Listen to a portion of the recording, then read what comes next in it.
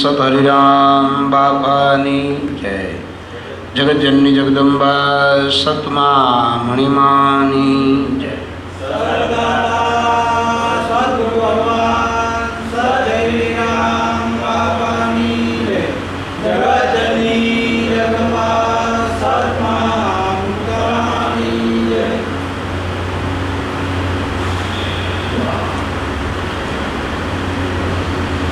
આપણે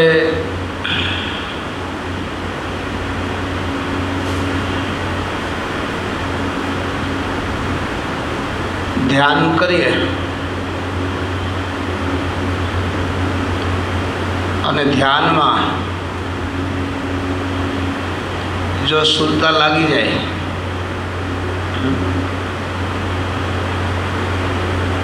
તો એ ધ્યાનથી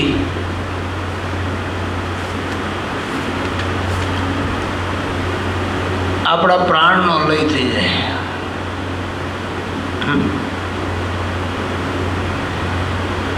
મનનું ઉત્પત્તિ સ્થાન છે પ્રાણ. હવે પ્રાણ જ જો ગાયબ થઈ જાય તો પછી મનની શું વિષાદ.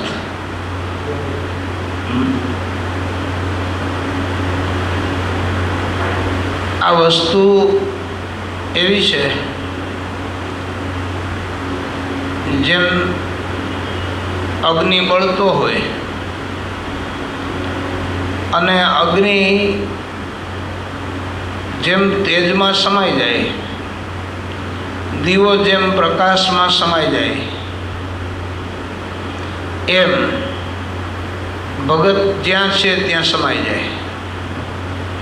ધ્યાનની તાકાત છે કે ધ્યાની પુરુષને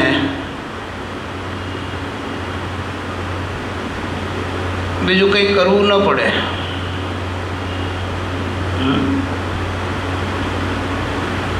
એ સદગુરુના ધ્યાનથી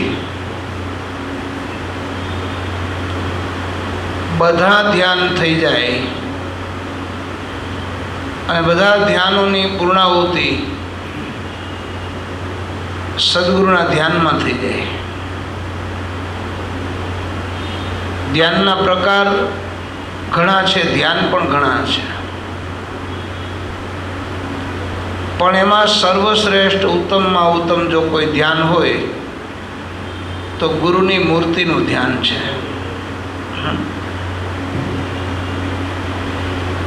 જેને ગુરુમૂર્તિનું ધ્યાન લાગે એટલે સમજવું કે આપણે ઘણો બધો પંથ કાપી નાખ્યો છે. ગુરુમૂર્તિનું ધ્યાન લાગે નહીં, વર્ષો સુધી સાધના કરે ને ત્યારે ધ્યાનમાં ગુરુની મૂર્તિ દેખાય, તરત ન દેખાય. કલ્પનાથી પણ ન દેખાય, વાસ્તવિકતાથી તો ઠીક. મનની અંદર કાલ્પનિક મૂર્તિની કલ્પના કરીને ચિંતવીએ ને તોય ન દેખાય. પણ જો ગુરુ પ્રત્યેનો સાચો પ્રેમ હોય તો કલ્પનાવાળી મૂર્તિ નહીં, વાસ્તવિક દેખાય. અને એ ગુરુ પછી શિષ્યના કયા ગરા થઈ જાય. ગુરુ શિષ્ય ગુરુને એમ કે મારે તમારું વૈરાટ સ્વરૂપનું દર્શન કરવું છે તો એ દર્શન આપે ગુરુ. મનુષ્ય સ્વરૂપે દર્શન કરવા છે તો એ એવી રીતે આપે. તલના દાણા જેવડી મૂર્તિ દેખાય ત્યાંથી લઈ અને બ્રહ્માંડ જેવડી મૂર્તિ ગુરુની દેખાય. એટલે એ ધ્યાનમાં કાલે કંઈક વાત થઈ હતી, જો ધૂન મચાવે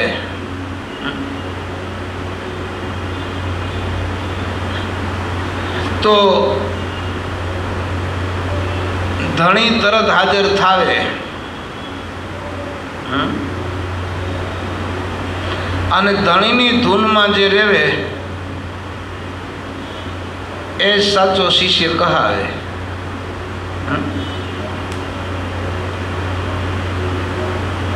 તો આપણે ધ્યાનમાં ધૂન મચાવવાની છે. ધ્યાનમાં ધણીની ધૂન મચાવે એ જ શિષ્ય સાચો કહાવે. એને ધૂન ધણી કહેવાય.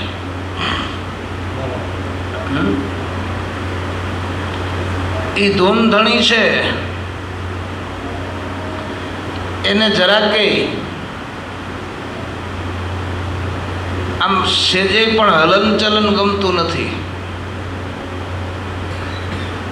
એને દાખલા સ્વરૂપે સમજવું હોય ને તો જેમ પાણીમાં પ્રતિબિંબ દેખાતું હોય, પણ ક્યારે દેખાય? પાણી સ્થિર હોય ત્યારે. પછી સહજ અમથું ખાલી એક આપણું આમ આ રૂવાટું પડે પાણીમાં, પાણી હલે તો મૂર્તિ તરત વિખાઈ જાય. એમ ગુરુનું સ્વરૂપ એટલું સ્થિર છે.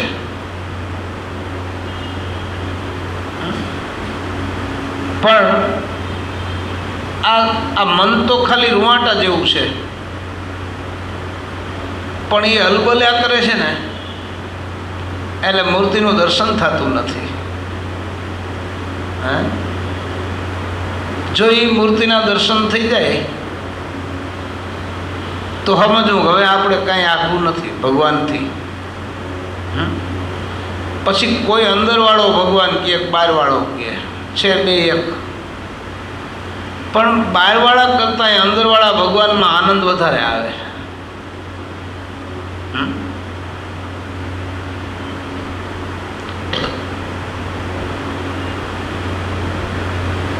આપણી માલિકો રહીને બોલ્યા કરે, પણ શિષ્ય છે એ સદગુરુના પ્રેમમાં પાગલ હોવો જોઈએ. જો મીરાબાઈ બાવરા થઈ ગયા હાવ,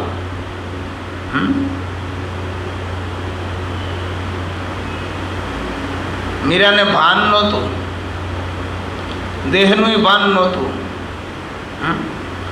સમાજનું ભાન નહોતું, કુટુંબનું ભાન નહોતું. એને ખાલી સદગુરુના ભાનમાં બધું ભૂલી ગયા. એ ધ્યાનમાં છે ને એવું ગાંડ પણ છે. એ ભગતને ગાંડો બનાવે અને વિરહવાન બનાવે. કેવો વિરહવાન? એનામાં એટલો બધો વિરહ જાગે, એના પછી બોલવાની હો ના હોય. એ સતત સાવ નિર્મળ મનથી ગુરુની સેવા પૂજા અને ગુણગાનમાં પાગલ હોય. જેમ નરસિંહ મહેતા એ ગાંડા થયા ગુરુ મહારાજના ગુણગાન ગાવામાં, મીરા જેમ ગાંડા થયા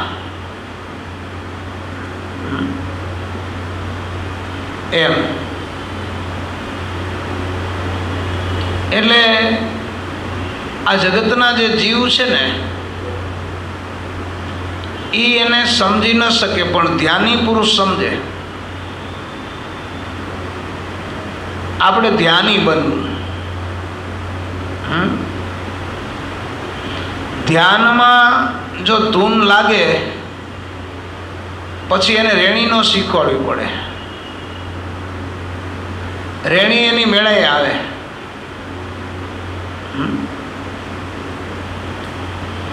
એને કરણી પણ ન શીખવાડવી પડે. એને કરણી એટલે શું? તો કે સેવા પૂજા આરતી, આજ્ઞાઓનું પાલન, ગુરુની ઈચ્છામાં રહેવું, આવું બધું શીખવાડવું ન પડે.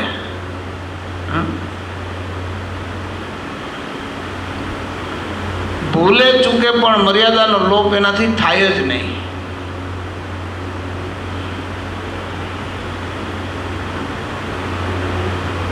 ખાલી સદગુરુની જો મર્યાદા સમજી લે ને જીવ તો ધ્યાન લાગી જાય, અને જો ધ્યાન લગાડી દઈએ તો મર્યાદા સમજાઈ જાય. આવા દરેક સાધન અને દરેક ગુણ એકબીજાને પૂરક છે, અન્ય સામ સામે.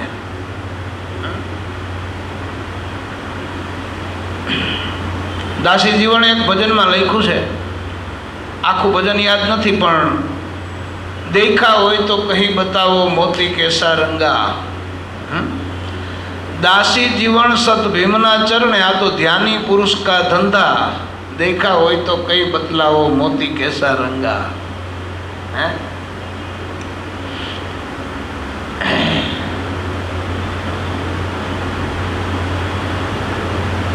કથણી બથણી કઈ કામ ના આવે.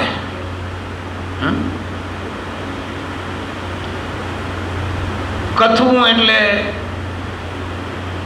કથવું કે બકવું એટલે બોલ્યા કરવું, કથન કર્યા કરવું, મંથન કર્યા કરવું, એમ નહીં.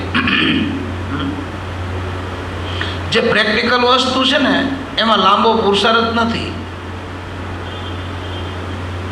હા, જો એનો તમને આપણે દાખલાથી સમજીએ. ભક્તિમાં આપણને 50 વર્ષ લાગે, અને કોકને તો 50 જન્મે લાગે. ત્યારે પ્રેક્ટિકલ વસ્તુમાં એવું નથી. ગાય છે એ એની માના ઉદરમાં વાછડી તરીકે ગર્ભિત થાય, પછી એનો સમય આવે 8-9 મહિનામાં એ જન્મ ધારણ કરે. કેટલો ટાઈમ લાગ્યો? 9 મહિના, 10 મહિના, બસ. વધીને 11 મહિના, વધીને 12 મહિના, પછી એ અંદર એક ફળ તૈયાર થઈને બહાર આવી ગયું. કેટલા મહિના લાગ્યા? તો કે 12 મહિના આપણે ગણીએ. પછી એ વાછડી બહાર આવી એટલે એને મોટી થતા 2-2.5 વર્ષ લાગ્યા. 2.5 વર્ષમાં કે 3 વર્ષમાં એ ગાય થઈ ગઈ. એને ત્યાં બાળક જન્મ્યું અને પોતે ગાય થઈ ગઈ. બરાબર. પછી એ ગાયને દોહન કર્યું અને એનું દૂધ વ્યાણા પછી જે ખોરાક ખાય છે એનું 24 કલાકમાં દૂધ થઈ જાય છે. વાર લાગી? તો કે ના. ફળમાં શું આવ્યું? તો કે દૂધ. ખવડાવ્યું તો શું? તો કે ઘાસ, કચરો બધો. જો કચરામાંથી દૂધ થતું હોય અને તાત્કાલિક થતું હોય 12 કલાકમાં, એ પ્રેક્ટિકલ કહેવાય ને. એ દૂધને તમે જમાવી દો સાંજના, એટલે સવારે પાછું દહીં થઈ જાય. કેટલા કલાક લાગ્યા? 12 કલાક. એ દહીંને તમે છાશ કરો, મંથન કરો, તો માખણ કરતાં કેટલી વાર લાગે? 12 મિનિટ. કલાક લેખો હાલો ને, આપણે લોભ નથી કરવો સમયમાં. એ પ્રેક્ટિકલ બની ગયું ને, માખણ બની ગયું 1 કલાકમાં.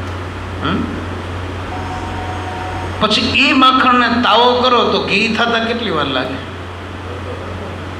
કલાક. તો હારું આમાં કેમ સેટિંગ નથી થતું આટલું બધું?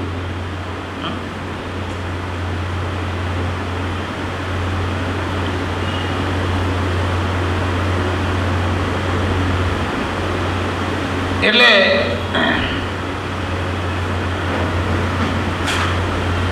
આપણી આ ભક્તિમાં જો કાયદેસર સદગુરુની નિશ્રામાં રહીને, એના સાનિધ્યમાં રહીને, એના સંગમાં રહીને, સમજો, એની આજ્ઞામાં રહીને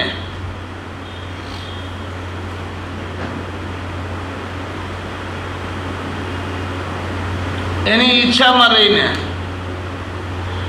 એને ભગવાન માનીને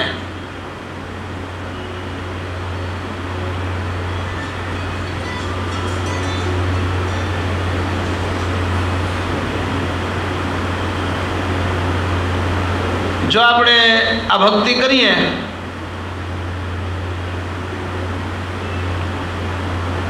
તો 6 મહિના લાગે.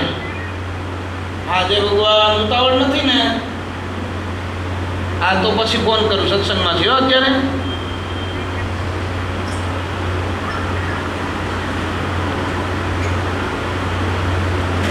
પાછું કહું, ચશ્મા ભાંગી ગયા, સરસ કામ કર્યું, નવા થશે.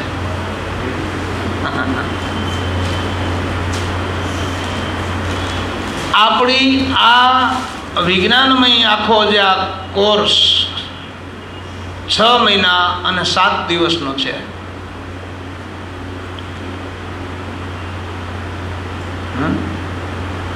નહીતર 60 અવતારે વ્યા જાય અને 600 અવતારે વ્યા જાય.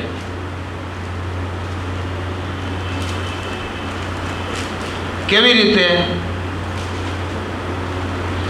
તો કે સદગુરુને સર્વપ્રથમ ભગવાન ગણવા જોઈએ. ભલે જગત કોઈ ન માને તો કાંઈ નહીં, આપણે એમ કંઈક ઓલા નથી માનતા, ઓલા નથી માનતા, આપણે ભક્તિ કોઈને મનાવવા કરીએ છીએ કે આપણા માટે કરીએ છીએ? પછી સદગુરુને પહેલાં તો ભગવાન માની એનું ધ્યાન એણે જે વિજ્ઞાન બતાવ્યું છે એ પ્રમાણે કરવું જોઈએ. એની આજ્ઞામાં રહી, એની ઈચ્છામાં રહી, એના ગમતામાં રહી, સાવ નિર્મળ મન, નિર્મળ વાણી, નિર્મળ સ્વભાવ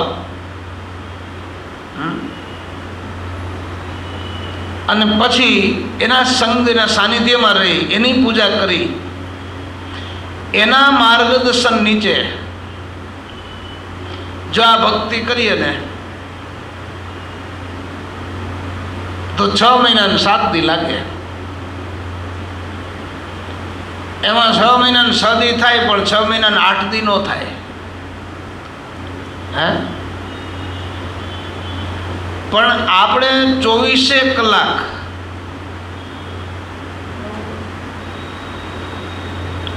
આપણું મન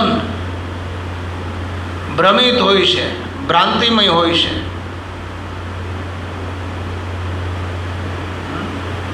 એટલે એ લાગતું નથી. જો આવી રીતે તમે કરો, ધ્યાન કરો,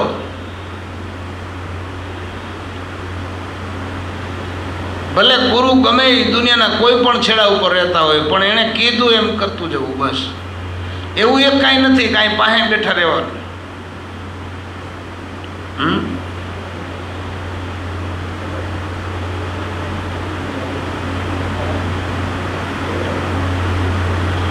પણ આપણને સદગુરુ મહારાજ એમ કહે કે ભાઈ આ ફલાણા ભાઈનો સંગ તમે મૂકી દેજો, તો એ મુકાતું નથી. સંગ એટલે શું? તમને દ્રષ્ટાંત તરીકે સમજાવું. આપણે કાગડાને પાડ્યો હોય તો સદગુરુ આવે તો એમ કે કાગડાને ઉડાડી મૂક, હંસને પાડે. કૂતરું પાડ્યું હોય તો ગુરુ મહારાજ એમ કે કૂતરાને છોડી મૂક, ગાવડાને ગાય પાડે.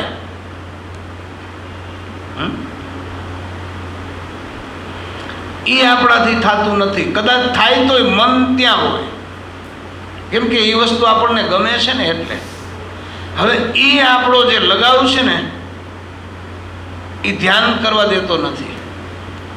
એને સંતોએ, એને શાસ્ત્રોએ સંસાર કીધો છે. એ સંસારમાંથી જ્યારે મન પાછું હટે તો જ આ ભક્તિમાં સંચાર થાય આપણો. એ સંસાર ન છૂટે ત્યાં સુધી આ ધ્યાનમાં મન સંચરે નહીં.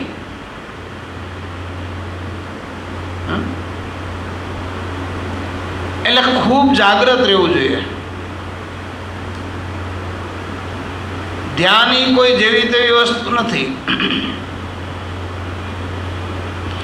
પાછું ધ્યાનમાં કે આ ભક્તિ માર્ગની અંદર આગળ વધતા વધતા એક તો ખાસ બે ત્રણ પોઈન્ટ ખાસ નક્કી કરી લેવા, હાવ ગાંઠ વારી લેવી.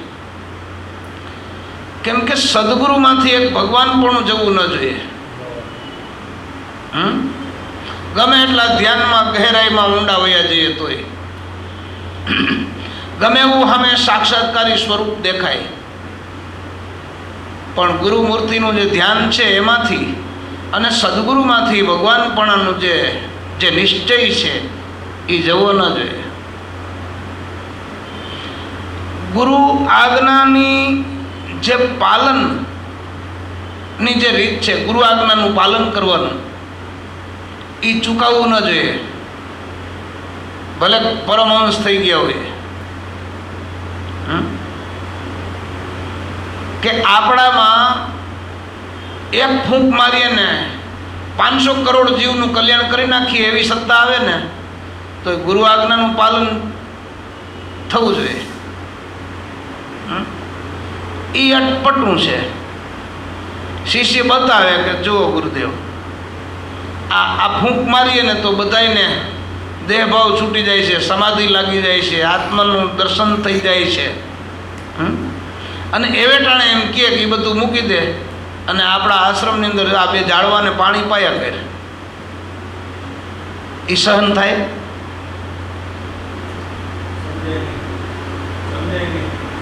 સમજાય નહીં, એટલે સહન ન થાય.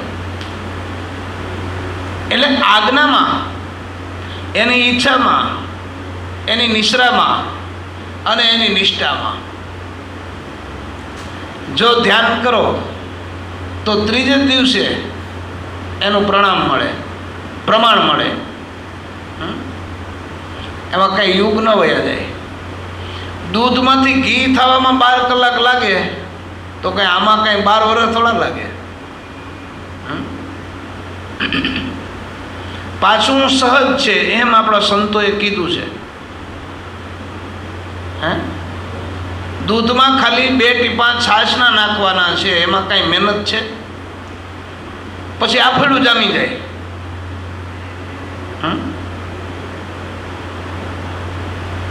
પણ પછી આપણે ડાપણ કરીએ કે ના ખાલી 2 ટીપા છાશમાં શું વળે હોય, આ તો હાવ કાંઈ નહીં, નો મજા આવે.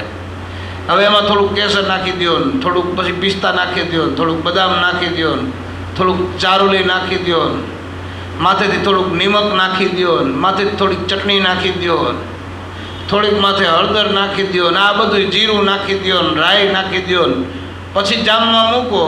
કદાચ માની લ્યો કે બધું હોય તો એ જામી જાય. પછી માખણ મંથન કરવામાં કેમ કે ઓલો કચરો બધો ઓલો ભાઈ, બદામ, કેસર, પિસ્તા, ચારોલી બધું કિંમતી છે, પણ માખણ કરવામાં કાંઈ ન આવે. કેમ કે ભેગું વલોવાય ને.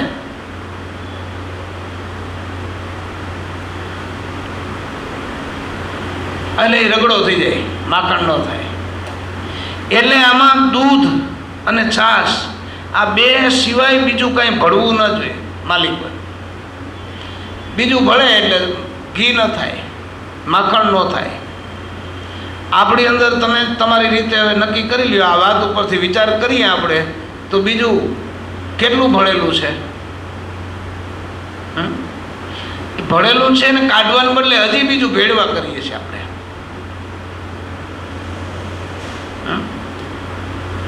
આપણને પ્રેમ ગુરુ પ્રત્યે છે, સેવા આપણે ગુરુની કરીએ છીએ. ત્યાં કોક આપણને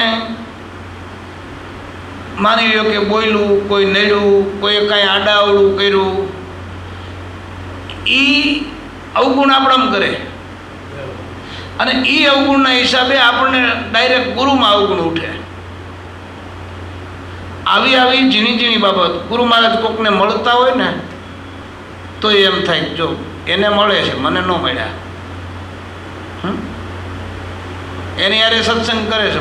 આપણે 2 દી પહેલાં જ વાત થઈ હતી વિભીક્ષણની ને હનુમાનજીની.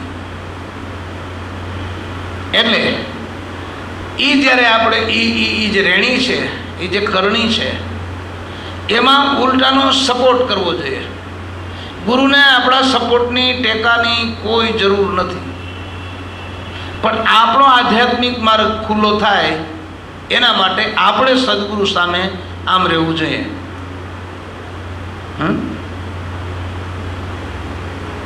જુઓ, એટલે ખટવાંગ રાજાને 2 ઘડીમાં લાગી ગઈ.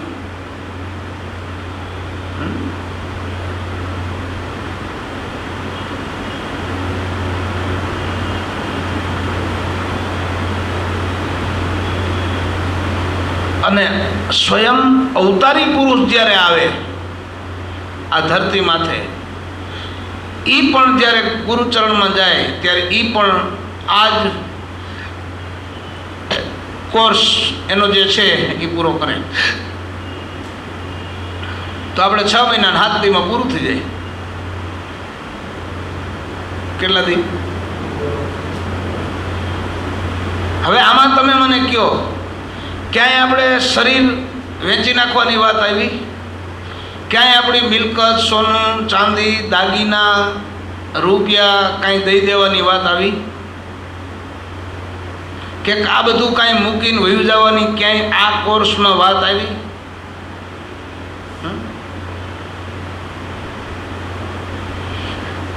કરવું છે એ આપણે આપણા માટે કરવું છે.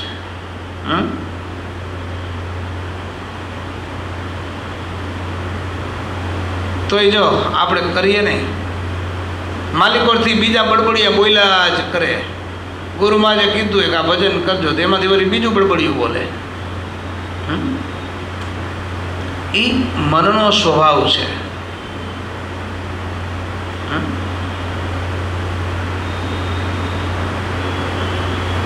હાવ નિયમ એવો છે કે ગુરુને મનુષ્ય ગણાય નહીં. ગણીએ નહીં મનુષ્ય ગુરુદેવને, સદગુરુ સર્વના સર્જનહાર. પલમાં ચાહે સો કરે, ધન્ય સદગુરુ દાતાર. આપણે એ ગુરુનું ધ્યાન કરીએ છીએ અને જુગ જુગોથી એ ગુરુ આપણી સાથે છે. એનું ધ્યાન આપણને સદગુરુએ આપ્યું. ગુરુને મનુષ્ય ન ગણાય, એને પરમાત્મા સાક્ષાત ભગવાન ગણાય. આ પહેલો નિયમ છે.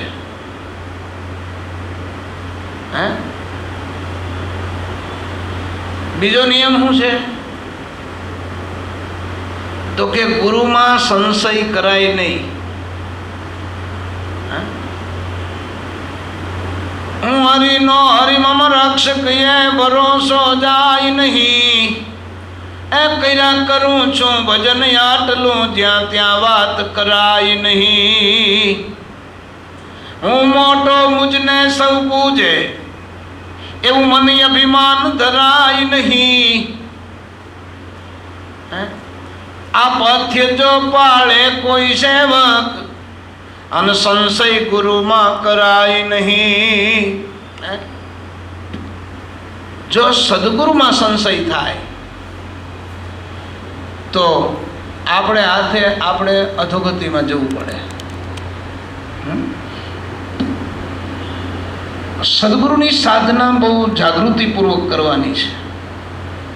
એટલે બધાય મહાપુરુષો, બધા સંતો, આ પરમાત્માનો નિયમ છે, કોઈ વ્યક્તિનો નથી.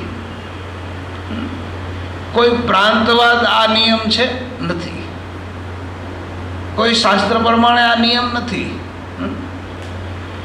સદગુરુ એ પરમાત્મા સર્વપ્રથમ સદગુરુએ જ અવતારોને પ્રગટ કર્યા છે. એની અવતારોએ ગુરુ મહિમા ગાયો છે. અને એ અવતારોએ એ ગુરુ મહિમા ગાયો, એ સંતોએ સાંભળ્યો. અને એ જ સંતોએ પાછો એના ભક્તોને સંભળાયો. તો ધ્યાનમાં ધીરજ રાખવી પડે. ગુરુમાં ભગવાન પણ પાકું કરવું. મનુષ્ય તરીકે ગુરુને ન જોવાય. ગુરુમાં સંશય ન થવો જોઈએ કોઈ દિવસ, સપનામાં પણ. ગુરુમાં જો સંશય થાય, ગુરુમાં જો શંકા થાય, ગુરુમાં ભ્રાંતિ થાય, ગુરુમાં ભ્રમ થાય, ગુરુમાં ભેદ દેખાય, ગુરુમાં જીવભાવ દેખાય, ગુરુમાં દેહભાવ દેખાય, ગુરુ માયામય દેખાય આપણને. કહો આ તો ગુરુ મહારાજ માયામય ડૂબાડૂબ છે, એ હોય નહીં, આપણને દેખાય.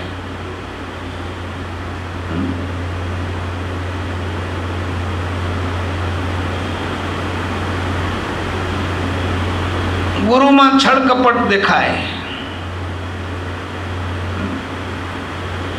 ગુરુમાં આપણને રાગ દ્વેષ કે ઈર્ષા નિંદા દેખાય.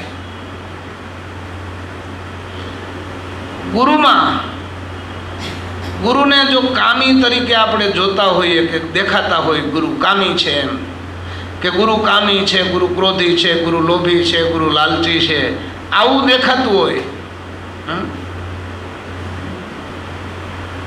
તો સંતો તો એમ કે ભક્તિમાંથી રાજીનામું દઈને કોકની મજૂરી કરીને પેટ ભરીને આયુષ્ય પૂરું કરી નાખવાનું. નહીતર આપણને એમ લાગે ને, ઘણા લોકો અહંકારી જીવ હોય, અજ્ઞાન જીવ હોય, એમ કહેતા હોય ભગવાનને જે કરવું એ કરે, અત્યારે આપણે જલસા કરી લેવા છે. ઈનો એ જીવ જ્યારે ગટરમાં તણાતો જતો હોય એને સ્મૃતિ હોય કે આ હું બોલ્યો હતો, ભૂલાતું ન હોય. પણ પછી કોઈ અહીંયા આવે નહીં. આ બધા દુર્ગુણો જો આપણને ગુરુમાં દેખાતા હોય તો એ કાઢી નાખવા. નહીતર જેમ એક પાણીનો એક પાઇપલાઇન જતી હોય અને પાઇપલાઇનમાં જેમ આડા કચરા આવી જાય તો શું થાય? તૂટી જાય, કા પાણી બંધ થઈ જાય, રોકાઈ જાય. લોહીની નળીઓમાં બ્લોક થઈ જાય છે. શું કામ થઈ જાય છે? બાયપાસ સર્જરી કરવું પડે છે. એ એક આખી આધ્યાત્મિક લાઈન છે આપણી અંદર. એ ઓપરેશનથી દેખાય એમ નથી.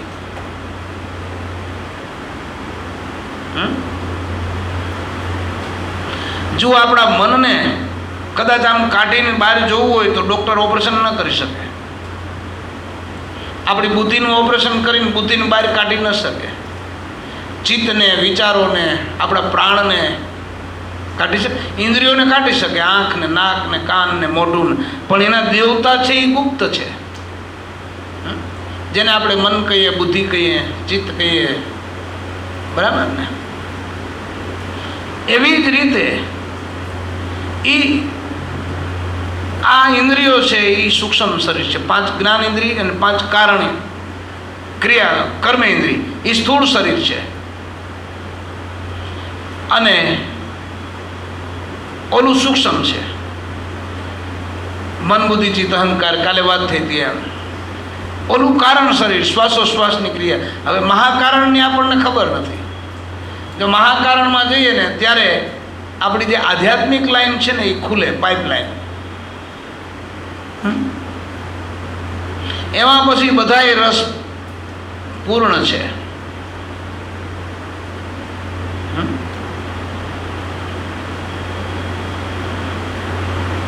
એ ધ્યાન ક્યારે લાગે તો કે પહેલાં આ બધો કચરો જે આપણને દેખાય છે એ જો નીકળી જાય ને તો ગુરુમાં ભગવાન દેખાય, ગુરુ શિવ સ્વરૂપ દેખાય. આપણને ડર લાગે, આફેડો ડર લાગે. હેડું આ તો બહુ સત્તાવાળા છે. કેમ આપણે નથી? ઘણા કોઈ સાધુ સંત ફકીરથી આપણને ડર લાગે કે ભાઈ એનું દિલ દુભાઈ જાય ને કોચવાઈ જાય તો રીઝવીએ નહીં તો કાંઈ નહીં. પણ એ નારાજ થઈ જશે તો આપણને હાડું નુકસાન બહુ મોટું કરશે. એની સત્તાને આપણને ખબર પડી એટલે ને. જ્યાં સુધી એની સત્તાની ખબર નહોતી એ ટ્રેનમાં ભીખે માગતો હોય પાવલીને આઠાણાની, ત્યાં સુધી આપણે કહી દઈએ જવા દે, તારા જેવા તો ઘણા આવે, કહી દઈએ ને. એમ પીએસઆઈ હોય, કલેક્ટર હોય કે કોઈ પણ હોય, સત્તાધીશ માણસ, સાદા કપડામાં બધા હરખા લાગે. પણ જ્યારે હવના ડ્રેસ પહેરીને ઊભી ગયા હોય ને મેદાનમાં, ત્યાં આપણને એમ થાય ઓહો આ તો હાડું લાવ લશ્કર મોટું છે. આખું મિલિટરીનું સૈનિકનું બધું લશ્કર સાદાઈમાં હોય અને સત્સંગ સભા ભરીને બેઠા હોય તો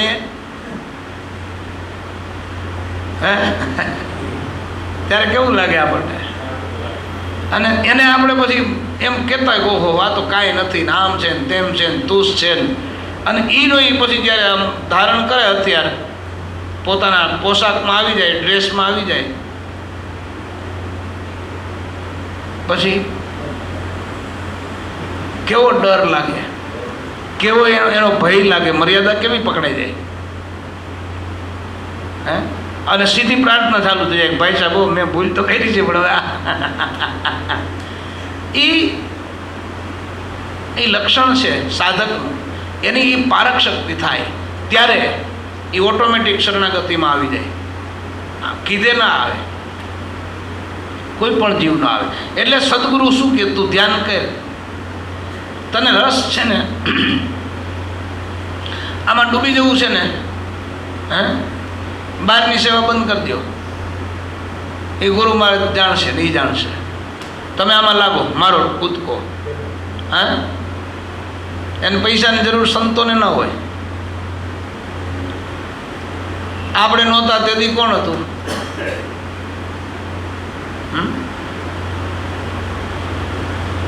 તેથી ગુરુ મહારાજનું કામ તો હાલતું હતું ને. પણ એ મૂક્યા પછી બહારનું જગતનું પહેલાં મૂકજો. હે, કેમ કે જગતની સેવામાંથી સંસારમાં ડૂબાશે અને સંતની સદગુરુની સેવાથી સંસાર તરી જવાશે. પણ એ જો આકરું લાગતું હોય તો તમને હાવ મફત ધ્યાન આપ્યું છે ગુરુ મહારાજે.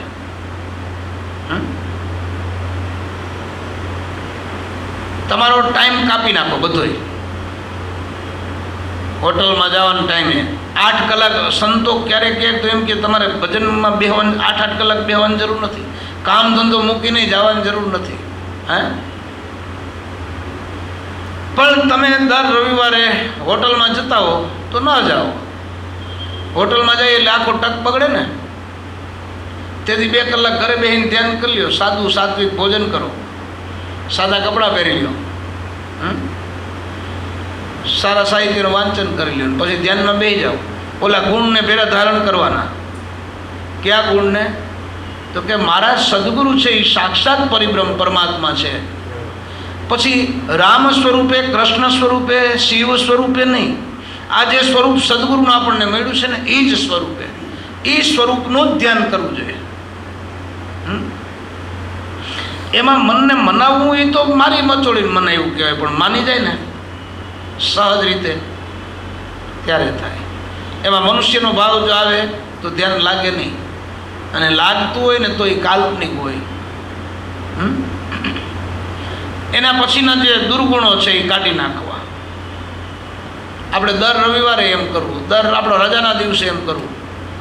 કેમ અઠવાડિયે મકાન સાફ કરીએ ને, નાહીએ ધોઈએ ને, આ કરીએ ને તે કરીએ ને, એમાં 8 દિન એ જરાક સાફ સુફી કરી નાખીએ ને, પોતા કરી નાખીએ ને તો થઈ જાય રેડી. તો ધ્યાન લાગે, નકર ધ્યાન લાગે નહીં. 5 કરોડનો બંગલો હોય, એમાં 5 કરોડ પાછા બીજા મછલા હોય. કેટલા?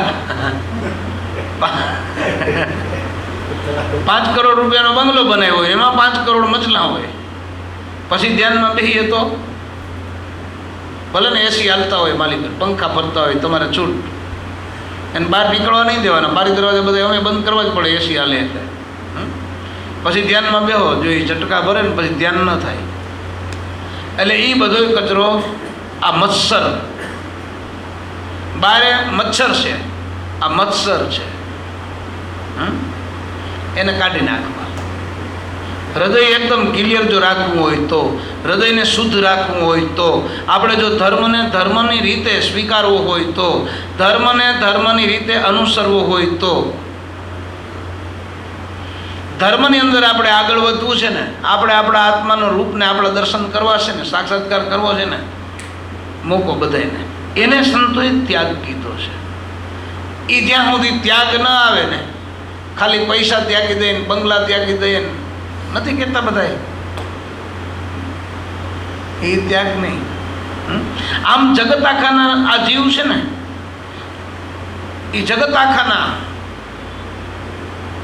દુઃખ સહન કરે, પણ બે વ્યક્તિનું દુઃખ જીવથી સહન ન થાય. કેનું કેનું કેનું કેનું ન થાય? એક સદગુરુ આપે જ નહીં જોકે, અને એક ભગવાન.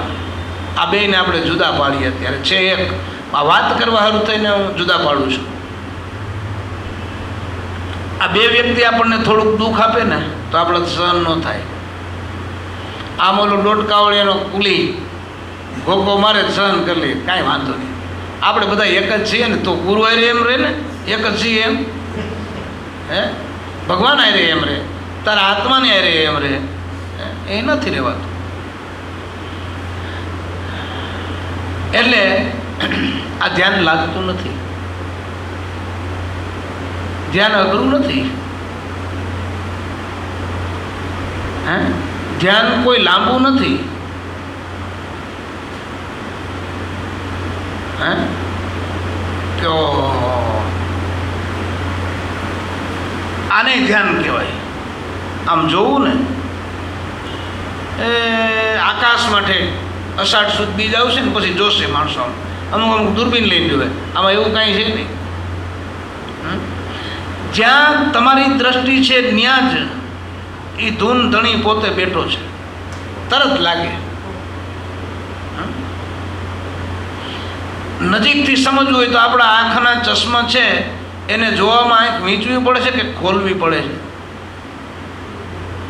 અને આખું જગત આ ચશ્માથી દેખાય છે ને, એની સાથે સાથે આ ચશ્મા દેખાવાનું બંધ થઈ ગયું કે દેખાય છે? બસ. પણ કાચ ચોખ્ખો જોઈએ,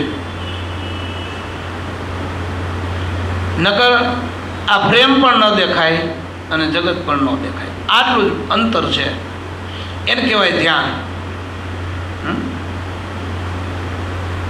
સહજ છે, સાવ નજીક છે, ટૂંકું છે. પણ આપણે સંતો એમ કે કાંઈ નહીં એટલે કાંઈ નહીં. પાણી પણ નથી જોતું તમારું. એક ગ્લાસ પાણી પણ અમારે પીવું નથી કોઈનું. તમે જો આગળ વધતા હો, ધ્યાન કરતા હો તો. સેવાનો માર્ગ ટૂંકો એટલે રાખ્યો છે કે જીવ ધ્યાન નથી કરી શકતો, ભજન નથી કરી શકતો, સત્સંગ નથી કરી શકતો. કેમ કે એમાં સંશયો થયા જ કરે. ઓલું તમે 5 લાખ રૂપિયાનું દાન કરી નાખ્યું પછી સંશય ગમે એટલા થાય, પણ ઓલું એટલું તો જમા થઈ ગયું, એફડી થઈ ગઈ. હે ઘણીક વાર ગુરુ મહારાજની ચંપી કરી લીધી કે પૂજન કરી લીધું કે આરતી કરી લીધી, એટલું તો એફડી થઈ ગયું. આંખેથી ભલે ને ભાવે કભાવે દેખાય છે ને, એટલે બાકી આ મૂકી દો બધું, એટલે કાંઈ નથી જોતું. શું જોઈએ? હે ક્યાં રહ્યો? પ્રેમે પતી ગયો પછી.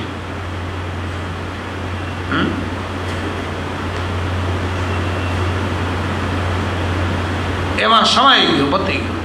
પણ આટલા જે ગુણ છે એને ત્યાગવા જોઈએ, જે માયાના. અને આ ગુણ પકડવા જોઈએ. ગુરુમાં મનુષ્ય ભાવ લાગે છે, હે ત્યાં સુધી જ આત્મા ન જાગે, ધ્યાન ન લાગે. ગુરુને આપણે શું સમજીએ? કેવી વ્યક્તિ? ગુરુ એટલે શું? ગુરુ શબ્દ જ 21 બ્રહ્માંડ અને 14 લોકથી મોટામાં મોટું એનું નામ ગુરુ. શુદ્ધ ગુજરાતીમાં જો આપણે અર્થ કરીએ, હાવ દેશીમાં, ગુરુનો અર્થ જ મોટું થાય. ગુરુ શબ્દ 2 અક્ષરનો છે, એનો અર્થ જ મોટું થાય. એ આપણને મળ્યું છે. હવે એને તમે નાનું શું કામ માનો છો? શરમ લાગે છે? કાંઈ બીક લાગે છે? કાંઈ ડર લાગે છે? કોઈ તમને ના પાડે છે? અને એને મોટું માનવામાં કાંઈ ખર્ચ થાય છે? એમાં કાંઈ મહેનત પડે છે? કાંઈ સુગ ચડે છે? શું થાય છે? કયો કયું દરજ છે અંદર આપણને? કે આ ચક્રાવામાં ચડાવ્યા છે, આપણને કુંડાળે ચડાવ્યા છે,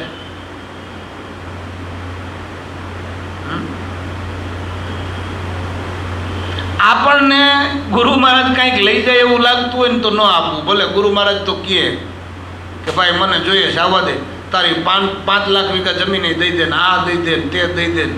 ગુરુ કદાચ કહે, અધૂરા ગુરુ હોય તો કહે, કદાચ પૂરા ગુરુ કહે. આપણે દેવું ન દેવું એમાં આપણે સ્વતંત્ર છીએ. પણ ધ્યાન કરવું હોય ને તો આ બધા મનના પ્રપંચ છે એને છોડવા પડશે. પછી એમાં ગુરુ કાંઈ ન કરે, કહી દે. ગુરુની જવાબદારી કેટલી? આજ્ઞા પાળો મન વચન અને કર્મથી, તો 1152% સદગુરુ મહારાજ પોતે જવાબદારીની માથે લે. પણ તમે સ્વચ્છંદ તરીકે કોઈ શિષ્ય રહેતો હોય ત્યાં સુધી જવાબદારી નહીં. એક ગુરુ અને શિષ્યનો સંવાદ છે. ઘણા વર્ષ પહેલાં મેં વાંચ્યું હતું. રેકડીમાં પાનું મળ્યું હતું, પણ હવે તેથી આપણે કંઈ ખબર નહીં બહુ. ખરાબીનું પેકેટ આવ્યું ને એમાં નાનકડો ફકરો હતો. ગુરુએ એ ગુરુ શિષ્યના સંવાદમાં એમ હતું, શિષ્યએ કીધું કે તમે મને કહેતા હતા દર્શન દો,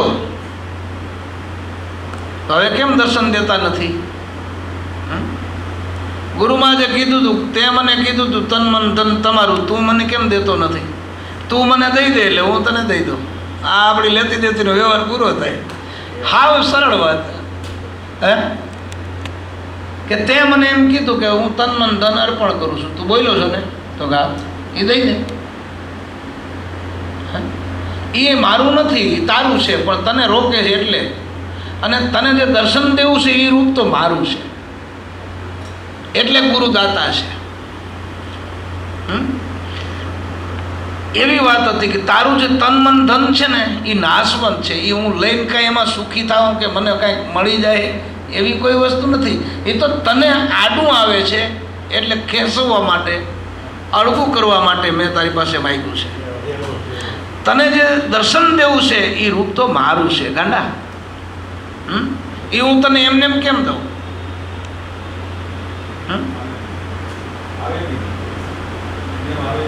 બરાબર ને? એટલે આપણે પોતે જો સદગુરુના બની ગયા દાસ તો એ ઓળખાઈ જાય ખાસ. પછી એની પાસે કાળ કર્મ કે માયા ના આવે એની પાસ. એને ન થાય જમનો ત્રાસ.